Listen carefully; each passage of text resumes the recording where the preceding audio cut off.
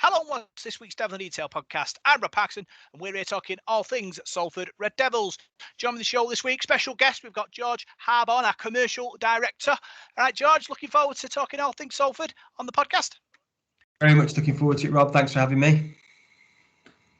How's your week been, mate? Yeah, it's been good. Busy as ever. I think people think that the season ends and the action ends, but it's actually the busiest time of year behind the scenes, to be fair. Yeah, obviously off season, like you said, it can get quite busy for you, obviously dealing with sort of new sponsors possibly coming in.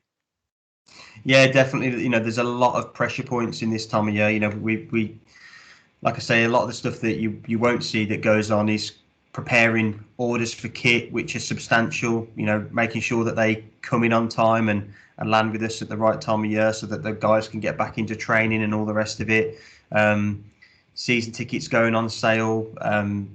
We'll start looking at planning all the activations out for partners throughout the 2022 season, and also trying to make sure that they're still being seen, between now and February as well, because we don't want to lose that time and that interaction between partners and the fans. So yeah, it's a busy time, deceptively busy, I think.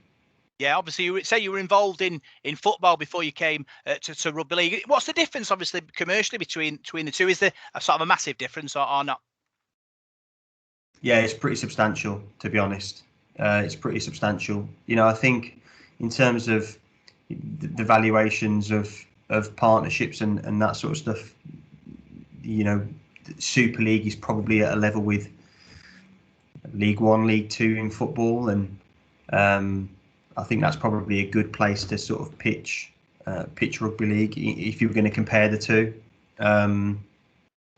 Not that, but that doesn't include central distribution, TV rights, money, and all that sort of stuff. That's just purely looking at, where the sponsorship values are. It's probably in and around that sort of area. Yeah, obviously we've got sort of some questions from our listeners as well. I've got one from Stephen Jolly. What's the best bit about being Salford's commercial director? The best bit about being Salford's commercial director, I think for me, it's been the project and being involved with a club that's, you can tell from my accent, I'm not from the area. Rugby league does not particularly exist in the Midlands, where I'm from anyway. I know that we've got Coventry Bears are doing a fantastic job down there. The guys are doing a great job to spread the word of rugby league, but in Birmingham, it's less prevalent, and it certainly wasn't a sport that I particularly followed growing up. I think I'd been to one rugby league game before I started working for Salford. That said, having started watching it, hooked on the game itself and the product, as people like to put it, on the pitch. But yeah, I think it's the project. That's what excites me the most about Salford. Seeing where we are and seeing where we can get to. The journey's there to be had. And we said before around the stadium piece and moving and all that sort of stuff, that it feels like a really momentous time in the club's history, where there's a few different bits and pieces happening, stadium conversations, and we've obviously had the conversations about fan ownership and things like that could be real markers in the sand to, for the club to move on and really prosper. So that's what excites me about, and that's what I enjoy the most, and it excites me most about being involved with the club. It's fantastic. What's the hardest part? What's the hardest part? The hardest part, I guess, sometimes is trying to divorce yourself away from trying to remain results agnostic, and trying to make sure that commercially you continue to act as you always would act, and not get hung up on a win or a loss. The highs after a win, you can't get caught up in that and think that that's going to change the world, and the lows after a loss, you can't get caught up in that and I think that's going to change the world either. You've just got to be, we're here to, certainly from a partnership perspective, we're here to deliver something, and keeping that level-headedness, I guess. Obviously, you've been here nearly 12 months now. How far has the club moved on commercially? It has been significant. I think, to give some context, 2019, 2020 and 2021, if we talk about sponsorship and hospitality revenue, they were pretty stagnant throughout that period. You know, they were stable. They didn't fluctuate too much. You know, one year they were up a bit, one year they were down a bit, and it wasn't considerably different in any of those years. As we move into 2022, we will double revenue for the 2022 season across those two revenue lines as a minimum. We'll probably go over doubling that to a fair degree. The other thing to consider is, you know, we're working on multi-year terms for the first time in a long time. So Selco, which has now been announced, is a 3-year agreement. A lot of the renewals that we're doing with our existing partner base are also multi-year terms. So for 2023, a couple of years away still yet, our revenue for 2023 is at least comparative with where we have been in 2019, 20 and 2021. So, and we're not even there yet. We haven't even started selling for that year yet, but we've secured that revenue and locked it in already. So for the first time in a very long time, we're actually able now to forward plan by a number of years. And, you know, it might sound really basic to other clubs who've had a more stable footing over a longer period of time than we have. But, you know, the fact that we're able to do this now is testament to the work that the existing board, Paul King in particular, have done to stabilise the club since they took control. So it's really, really optimistic. You know, we are in a position where we've taken a view of where we're strong, where we're weak, had some very honest conversations with ourselves internally as a team, and started to look at how we start to upskill ourselves and make sure that we can deliver be the best commercial team that we possibly can be with the resources that we have available. And that's led to a bit of a restructure taking place at the moment, and you'll see a couple of new hires come into the club, and you've probably seen the roles advertised actually. That they'll be coming into the club in due course, and we'll start to add, you know, knowledge where we have gaps at the moment and start to kick us on again even more so. So it's exciting commercially, and we've, like I say, we've grown significantly. I think the area that we now need to start to focus on, and we will focus on it once we've got a new hire in place, is going to be around the ticketing and how we start to engage with new audiences. We're very good at talking to our existing fan base, but every fan that I've ever spoken to, and I see it regularly on Twitter and other social media channels, everyone's talking about how we need to get outside our existing fan base and bring in new blood and all the rest of it. We recognise that, and we probably haven't done enough to achieve that. And now with the grassroots projects that we've got going on, building the future, that Paul Trainer and the rest of the team have really done a great job pulling together with the support of the foundation, and then what we want to do commercially will be kicking on. It'd be great. Yeah, obviously you say commercially, you know, we are growing. Is the playbook different depending on how big the company is? Say it was like a blue chip big company, is that a different process you have to go through than sort of a local one? I mean, yes and no. I think it shouldn't be. You know, we should be treating everybody absolutely the best that we possibly can be. I think what you often find is that the reasons for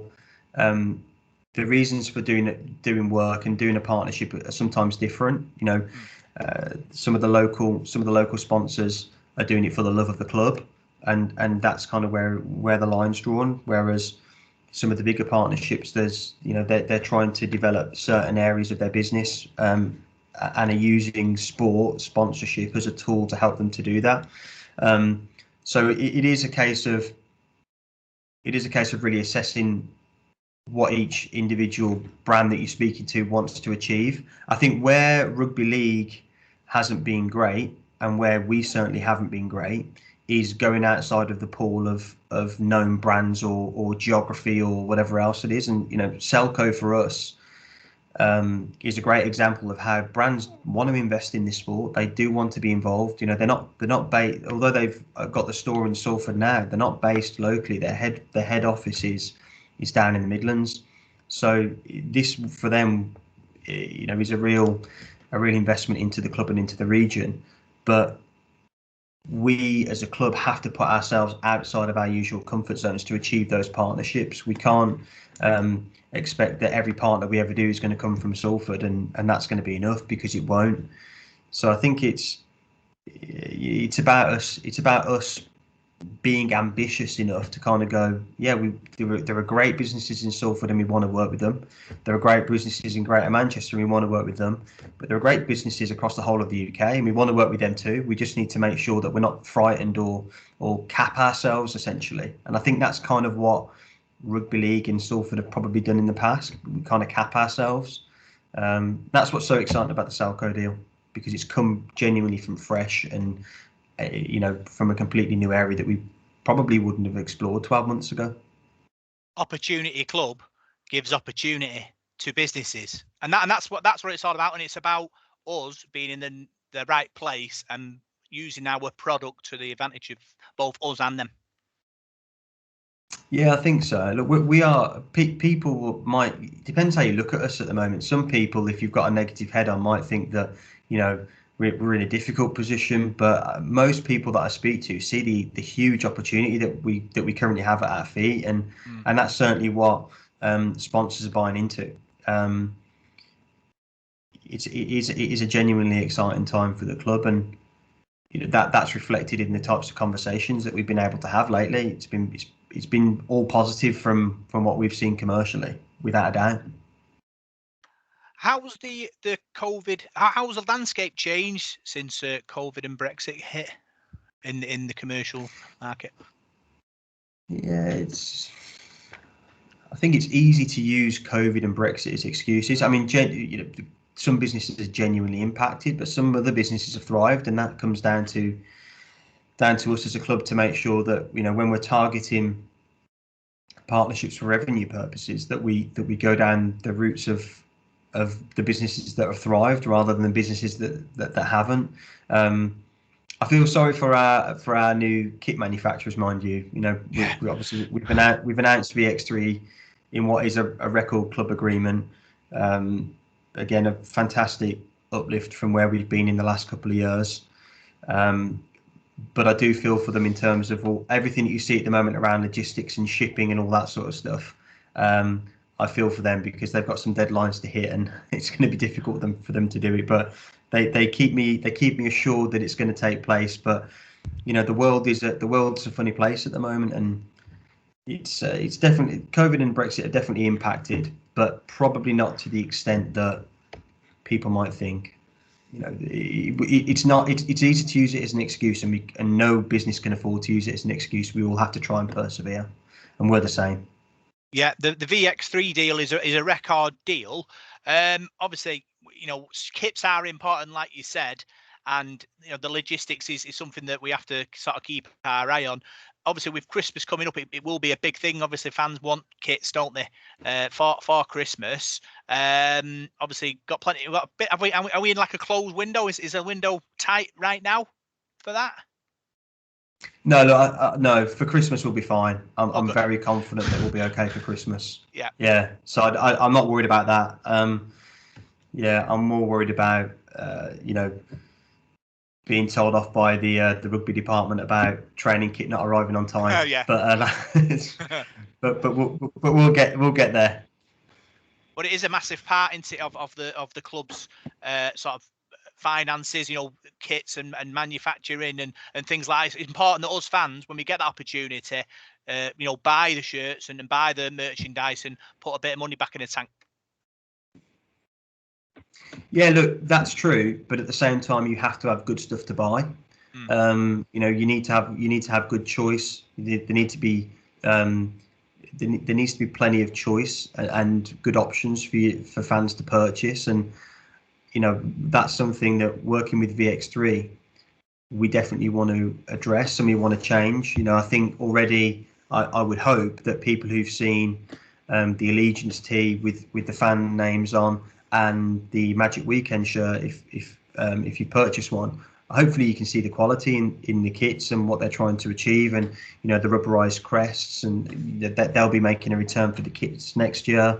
They'll be making a return, or they'll be introduced, to training wear as well. So it's it's not just about fans putting their hand in the pocket every time out of a sense of loyalty. Like, we also have to step up and work with the right partners to deliver stuff that you want to buy. And I think we're going to get there with that. It might take a little bit of time for us to learn a bit more. I think one thing that's really important to probably touch on is, as a business, and I know some fans will be up in arms that I've just referred to us as a business, but as a business, we've been quite data poor over the last few years. Like, we haven't had the best access to data so that we can understand purchase trends from fans, whether that's through retail garments and all the rest of it, through to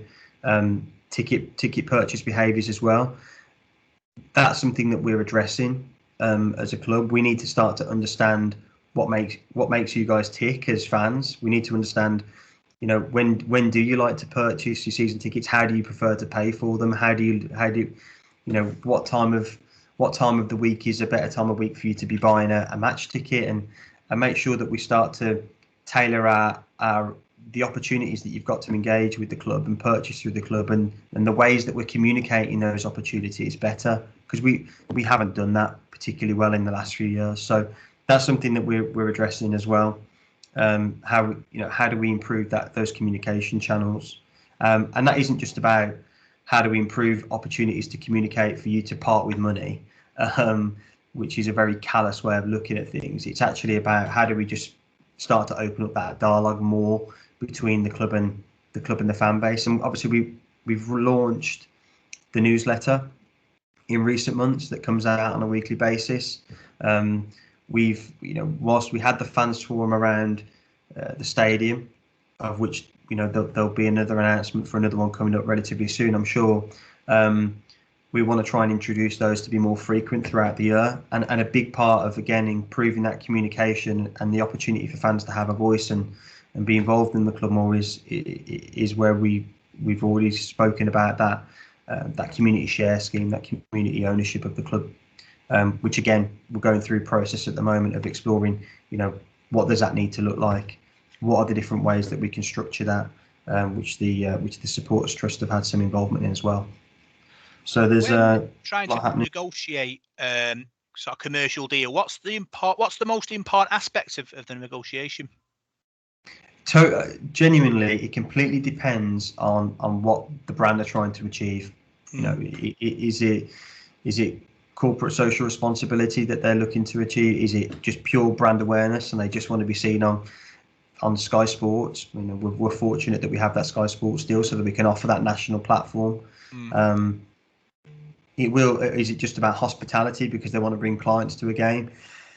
So I think once you understand what that is, you can go from there. I guess the most important thing is that you listen. I think probably the worst thing that we can do as a club is kind of have a booklet that says this is everything this is everything that we've got to sell. Have a read of it and buy it. We need to be making the effort to really learn about what a business wants and then go from there. Now, there's levels to that. I think some businesses are actually happy to kind of go, well, this is what I'd like to spend. What packages are there for this amount of money? And we are going to launch toward the back end of this year some new sort of set sponsorship packages that will be, I guess, kind of targeting SMEs in the region that are more accessible than kind of what a partnership would be, which can be a lot more expensive. And they'll be kind of prescribed rights that you can access. So some advertising pitch sides, some tickets, or whatever else it might be. And then separate to that, we'll have the partnerships, which is kind of where we have Advanced Deal and Selco and Mawson and those sorts of people. Yeah, obviously under a previous owner, the Manchester was a possibility. He talked about Manchester being the golden goose that laid the golden egg. How important is it? Obviously, the Salford sort of brand is sort of commercially to us. Well, for me, it's really important because that's who we are. Yeah. I mean, like for sort of businesses looking in, are they driven towards as much as they would have been if we would have been Manchester? Do you think? Look, the first thing, we're not Manchester, so No. it's not even a question we're That's good. talking about, No, Rob. Like we're Salford, and that's it. Yeah, it's just like saying he Look, sold it like Manchester was the golden goose, and that's the way we had to go. And luckily, we didn't decide to do that, which was great. But what I'm saying is, obviously, Salford is Manchester, two cities, aren't there? And Manchester kind of get that sort of glow, and Salford have to graft everything we need, and that's the way Salford is. It's difficult. Do companies it's difficult appreciate to compare, that? isn't it? Put their sort of cross by a Salford brand. Do you think? Have you seen that? Yeah, it's difficult. Sort of in the last sort of 12 months. It's difficult to compare because when you look at Manchester, it does look shiny, but then they've got two of the biggest football clubs in the world based out of that city, so it's going to look shiny. We're shiny in our own right, and we should never forget that. So I don't think us being Manchester Red Devils would have a much of a bearing, to be honest. We're right next door. It's no more effort for people to come from Manchester than it is for people to come from Salford ultimately. And we represent the city that we are, and that is Salford. That's not to say that Manchester isn't important, because it absolutely is, and so is the rest of Greater Manchester. But when it comes down to our identity, we are Salford first. We're Greater Manchester second, which I think is fair enough. Yeah, and it showed with obviously the grand final appearance with sort of 25,000 Salford fans that turned up. There is sort of appetite out there, for the rugby league club. Yeah, there is, and there's appetite out there further afield than just Salford for Salford Red Devils, and that's what we need to tap into. That's where we need to get better at understanding who the new potential fans are and start to talk to them and reach them better than we currently have been. And that's in the plans for 2022. Now, look, that isn't going to change overnight. That isn't going to add 1,000 onto our attendances by mid 2022. That's just not going to happen. But what we do want to achieve is, throughout the course of the next 12 months in particular, be in a position where we are engaging with new potential fans, try and win over people to come and see a game, because I do genuinely believe that if you come and watch a game of rugby league, you're hard pressed to find something that's more entertaining as a spectacle than rugby league. I think what we have to do better as a club are probably some of the bits and pieces around it, which has been very, very difficult to do since I've been with the club. So I haven't seen some of the stuff that I'm sure has taken place prior to COVID being there, which is obviously tough. But we'll have a better crack of the whip in 2022. We haven't been able to do anything since the return of fans, and that's why it's felt. You guys have had to kind of turn up on the match day, just watch the game, and then go home, and it hasn't been right. It hasn't been an experience. But we haven't been able to deliver that experience because of the restrictions that are placed on us. So we're looking forward to addressing that in due course as well, and hopefully start to address it throughout 2022, but certainly have it right for 2023 season, without a shadow of a doubt. Yeah, you warmed my heart then when you were talking before about sort of data driven and getting information off people to sort of mould the club's approach to get new fans, and that's an important thing, I think, obviously, because this club is an opportunity club. It's growing all the time, and if you can sort of put the right building blocks in the right places, the moon's there to be hit.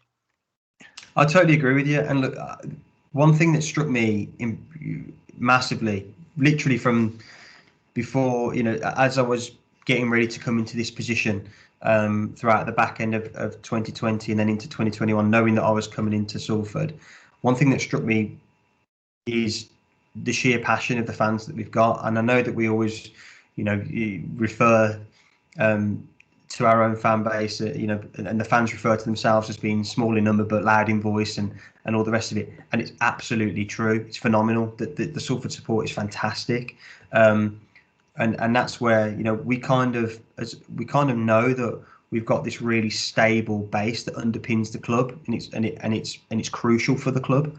And ultimately, it's those fans who keep the club going. But now it's about going on a journey with those fans at the core to say, right, we need to grow now. We need to start to bring in people from here, there, elsewhere to add to that following and to grow the club. And like I said, that isn't going to be something that we can achieve in 2022 alone. That's a journey for us to go on, just in the same way that the commercial revenue growth is a journey that we want to go on. We've got a target of quadrupling that commercial revenue that I mentioned to you, excluding ticketing. So just focusing on sponsorship and hospitality. We want to quadruple that by 2024. We're on track to do it. The kind of the third year of that's going to be quite difficult to do because we've already had some big wins that are on multi-year contracts. So it's going to be difficult for us to eke out the additional value in probably the third and fourth years of that. But we're on that pathway across a lot of different areas of the club, and there's frameworks in place for us to achieve those objectives and those goals. But it is now about it being a bit of a journey to go and achieve that. Well, you're hoping when comes sort of year 3 and 4, other companies are looking in from the outside and we're thinking, let's dive on Salford because they're on the way up, and then they'll join in, so they can join in a 4 years. So then you get the role, don't you, of other companies coming in at different times. Yeah, look, I'm absolutely sure that by the time that kind of period rolls around, we'll be in a great position. We've a lot of the stuff that you won't see is the stuff that goes on behind the scenes. So Hannah Kilby, who works in the club commercial team, she's doing a fantastic piece of work at the moment, which is around completely restructuring the way that we engage with our partners. Now, the benefit of that is number one, it delivers better value to the partners. They won't have seen that yet. They'll see it through the course of 2022. But that they'll, once we get to 2022, I'm really confident that our existing partners will be kind of going, wow, compared with 2021, 2020, 2019, we're in a much different place to what we're experiencing. We're putting our money and we feel like we're getting a lot more for it. So she's working on a fantastic piece of work to make sure that happens. The benefit of that is twofold. Number one, our existing partners are more engaged with us. They see the value in what they're getting through being aligned with the Salford Red Devils. But number two is we can create those case studies that when we're speaking to other brands moving forward, we can demonstrate, well, this is what we've delivered for such and such, and this is what we delivered for so and so.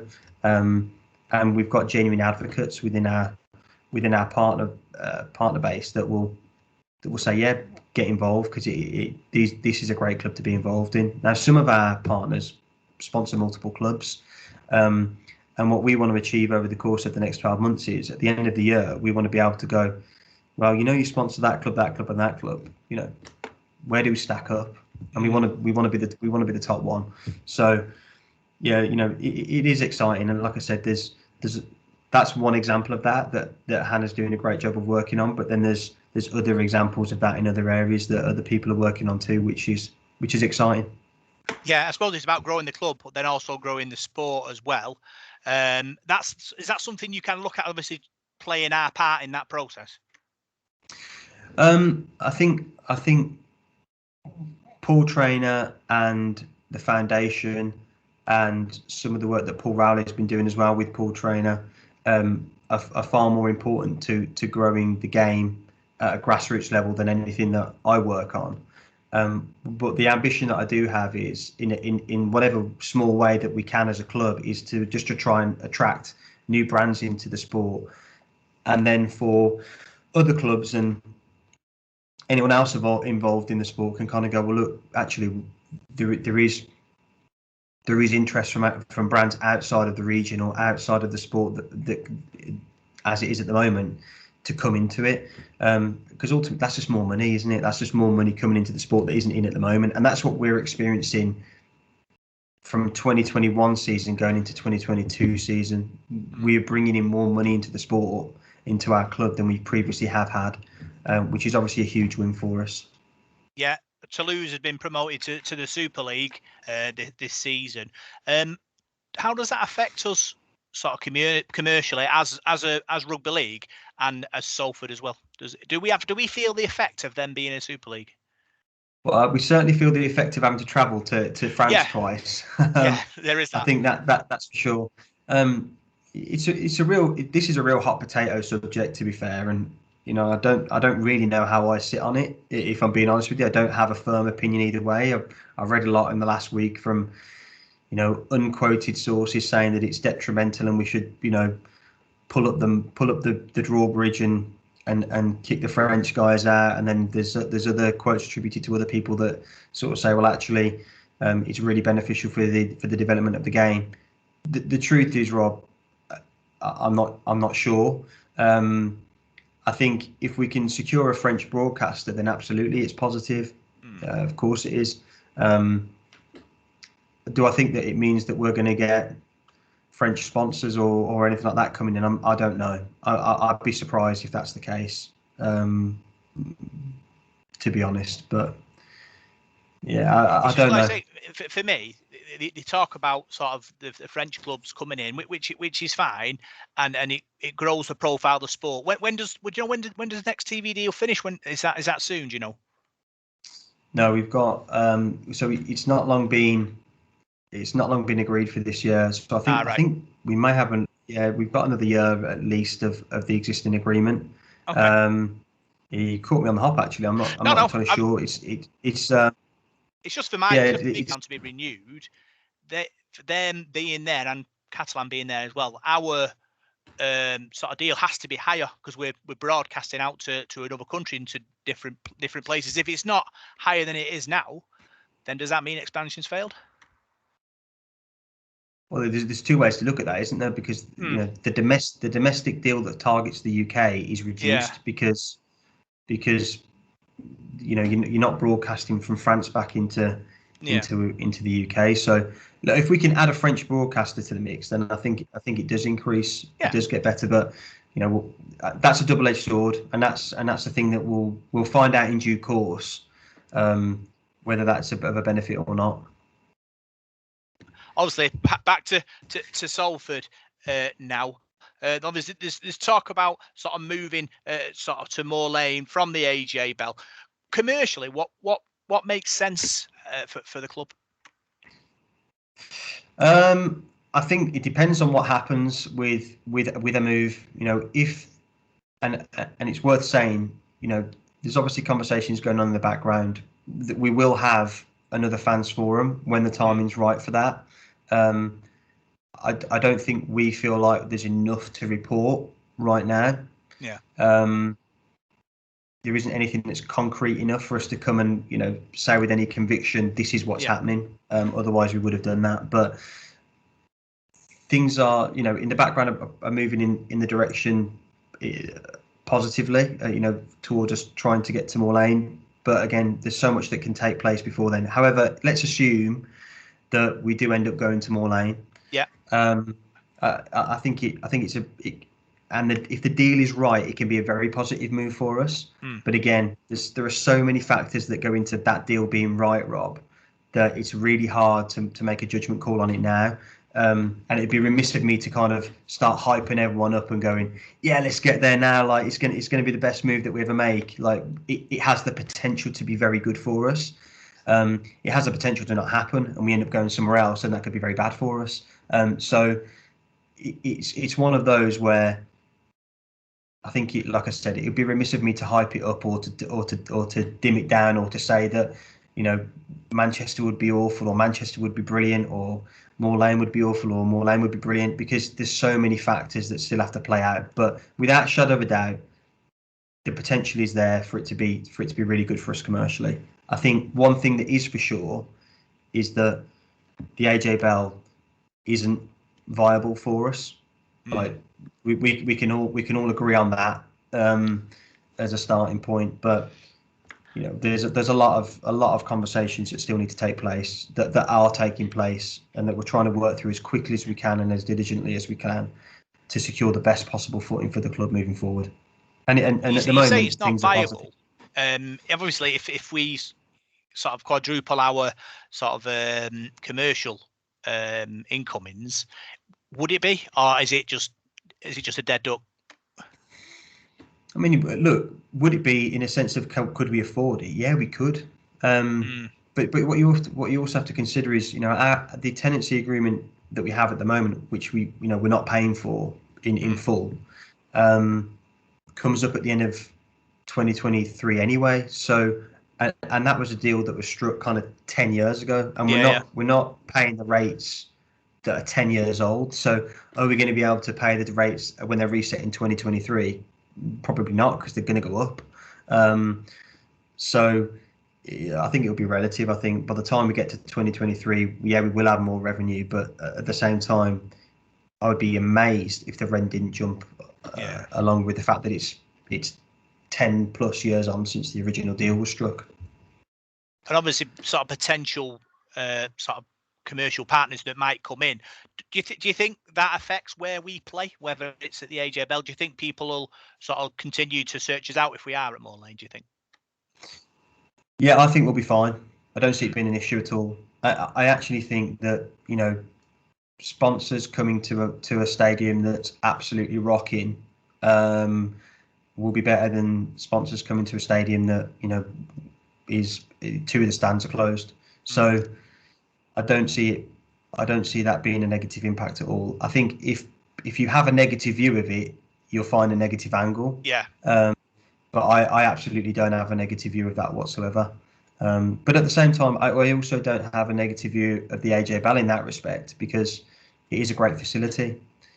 There's no two ways about it. It's a good place to have partners and sponsors come into, because it looks great and the facilities are good.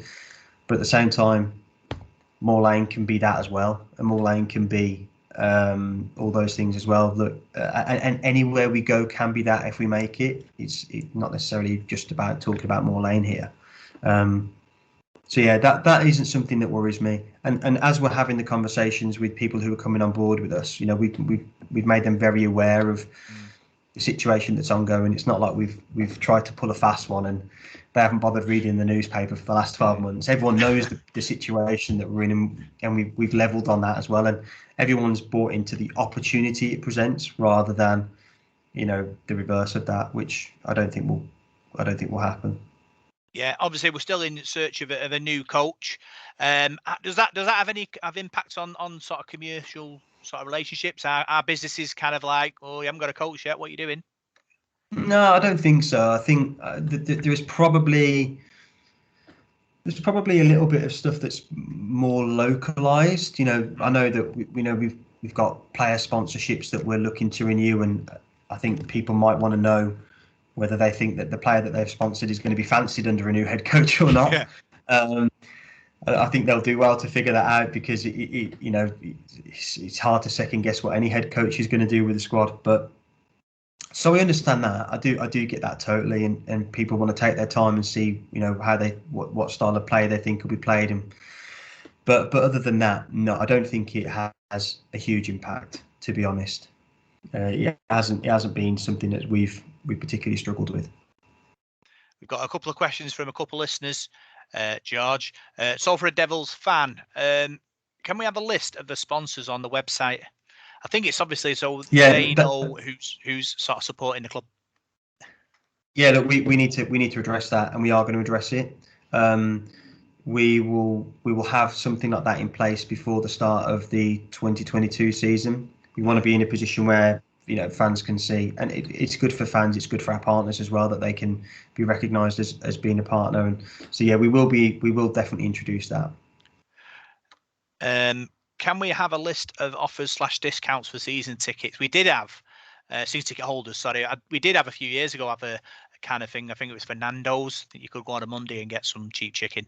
I think, or something like that. Is that something in the pipeline? Maybe. Yeah, I know it's been something that we've done in the past. I know that it's been something that we've discussed. It's not something we're currently actively working on, to be honest. But it doesn't mean that it isn't something that we can pull together relatively quickly. So the fact that it's come up as a question means that it'll be something we go back and have a conversation about. And I think that's the important thing about what I was saying earlier about communication and all the rest of it. We just need to hear these things, I guess, and go away, come back to you with yes, we're going to do it, and no, we can't do it, and this is why. But yeah, that's good feedback, and we'll have a conversation about that. I think if I get a link up with Costa Coffee and Nando's, rugby players, run on chicken and coffee, don't they? So I think we'll be all right there. Very well could be. By the sound of it. Anyway, other questions. I think from Sally Johnson. She says, any possibility of signage around the city? Obviously, when you go into different places, Warrington have Welcome to Warrington, home of Warrington Wolves. Any chance of a similar thing for us in the city of Salford? Yeah, I mean, it's not our gift to give as a club. That's down to the local authority, but there's no reason that we can't address that with the local authority. Obviously, there's plenty of dialogue taking place with the local authority at the moment.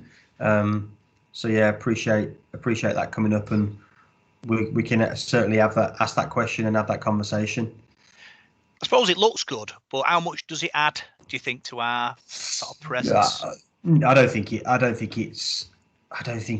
is will have a huge bearing on people coming to the to watch us, for instance. But at the same time, any exposure is good. I say any exposure, probably not any exposure, but certainly good in stuff. The city.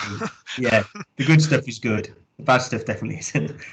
No, but exposure across the city, yeah, is good for us to have 100%. And certainly as people are coming into the city as well. And I think we want to be. I think the club is synonymous with the city, and we want to make sure that we are synonymous with the city. A club that's been around for as long as we have, and being the elite sporting club of the city, it's important that the awareness is there, and it's probably fair to say that it hasn't been as much as it should have. I think it's more of a subconscious thing, really, because obviously if you see a sign and you think, oh yeah, I live there, but that doesn't add any physical sort of money value to our club. You just driving past a sign at you twice a day. Yeah, and we've seen that already because we've done some outdoor advertising over the course of the last probably 24 months or so, and it hasn't impacted. Now we probably haven't made the best use of it in the way that we've deployed it. So, we will be looking to do another outdoor campaign across Salford and into some areas of Manchester over the course of the next couple of months. And it will be something that we start to try and track over the course of, again, throughout 2022, as we try different marketing tactics as well, just to get the awareness up of the club. So we are going to be pushing the boat out. I think it's probably fair to say. Yeah, Natalie Taylor says, how difficult is it to get a multi-year improved main sponsor deal? It's tough. It's not easy. It's tough. No, it's not. It's not easy.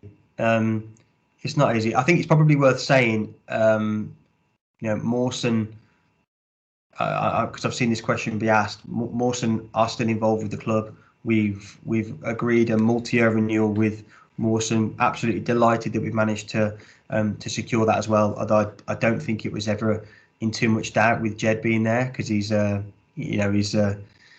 man of Salford, isn't he? And I don't think he was ever not going to be involved with the club, which is fantastic. So that'll be announced very, very soon. That they're going to be continuing to work with us. And then in terms of going out and securing a new agreement, yeah, it is difficult. I think like I said already, the one thing that benefits us is that at the moment we're a great story.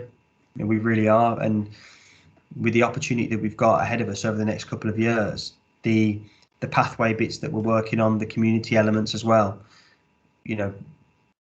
we are a good opportunity for people to align with. So that stood us in good stead. But yeah, I think with the way that the sponsorship market is at the moment, and the way that businesses have probably been post Brexit, post COVID, it has been tougher than it maybe would have been in the past. But that we just had to cast our net further and farther than we ever have done previously, and we've come up trumps with a fantastic partnership with Selco, which genuinely is a bit of a game changer for us as a club, and not just in terms of the commitment that they've made to us over the course of the 3 years, but also the caliber of brand that they are, the fact that they are a nationally recognised brand, and as is Mawson for us as well in the last couple of years. But it's been really positive, but difficult. Getting your crystal ball out, George, in 5 years' time, because Ian Blees and talks about getting 5 Salford kids through the system and into the first team in 5 years' time. Mm. Where do you see us commercially in 5 years? Look, I think we're in a really good position just to continue to grow. I think the big area for us the big area that we need to improve on is tickets. That's the area that needs to get better. The commercial revenue around sponsorship and hospitality will now accelerate over the course of the next 3 to 4 years, and it will accelerate because we've already got we've got strong partnerships that are tied into multi-year agreements. So once we get settled for 2022, it'll be a case of adding a bit more for 2023 with a solid base already there. And like I've already said, our 2023 numbers are already surpassing our 2019, 2020 and 2021 numbers, which is great. So we've got a really steady base there. But next up for us now is how do we address getting more bums on seats? How do we make that happen? Because without a shadow of a doubt, that's the biggest revenue, apart from the central distribution money, broadcast money. That's the biggest revenue line for the club. So we need to make sure that starts to move, and it hasn't been moving. So what? Obviously, we've seen sort of special offers, for schools and things like that, and offers in the community for people. How do you convert a special offer into a full payer? Is it going to be? Do you think the best way is kind of a gradual drip feed and pay nothing, pay 5, pay 10, pay full, or is it difficult to go from none to full straight away? I think it's difficult, and I don't think there's an exact science to it either, because I think different areas of the country will have different types of people living in them, will have different attitudes towards their local sports teams, and all the rest of it, all the demographics that come in with that as well. So I don't think there is a one size fits all solution to that, and that's where the data comes in. We need to take the time now to see how people interact with us, listen, and start to build up a picture. And that's why it won't be a quick fix, because we can't do that over 3 months. That's going to take years for us to get to a strong position. We also have to look at historically, and we addressed this when we had the fans forum.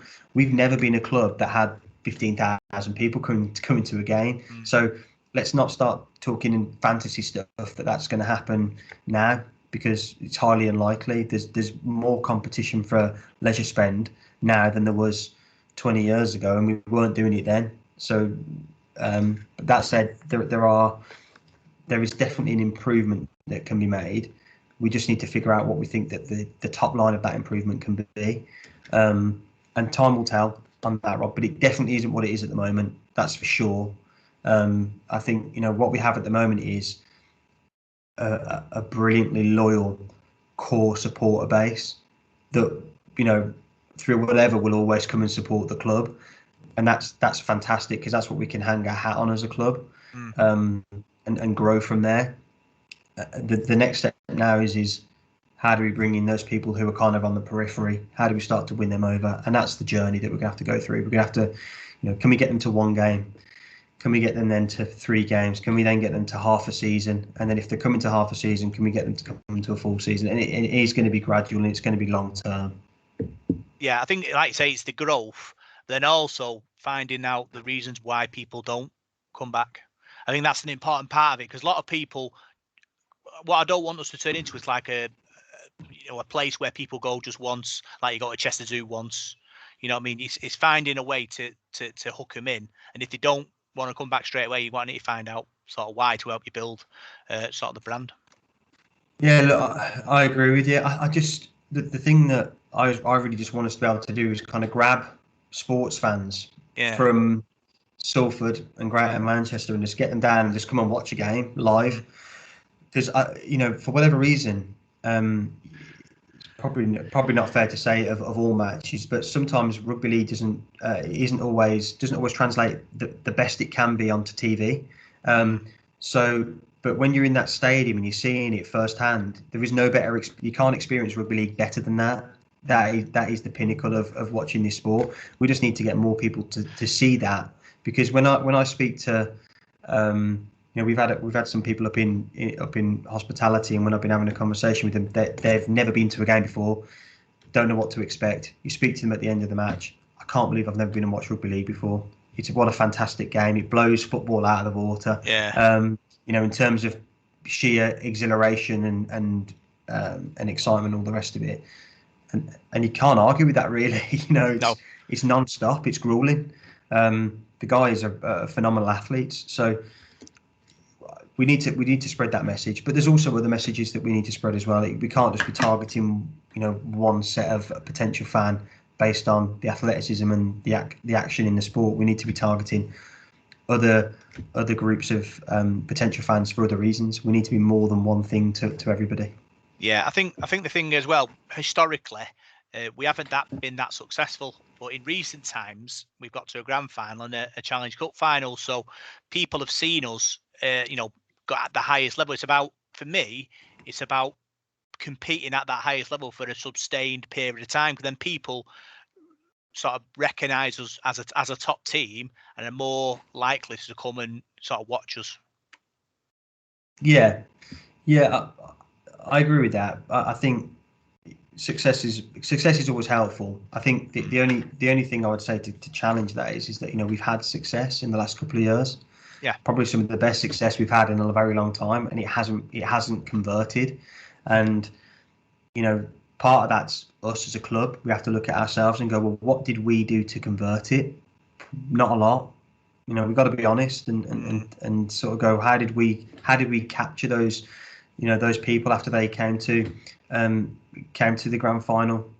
We didn't. So that's on the club as well, really. So it can't just be on the people who attended and then didn't attend afterwards. It's on us as needing to have converted those people. So it's a journey. It's about learning. It's about, like I've said already, it's about making sure that we've got the right infrastructure in at the club so that we can capitalise on those opportunities. And that's something that will absolutely be in place by January 1 of 2022. We've got a few people working notice periods before they can come on board with us that will absolutely be able to start to move the needle.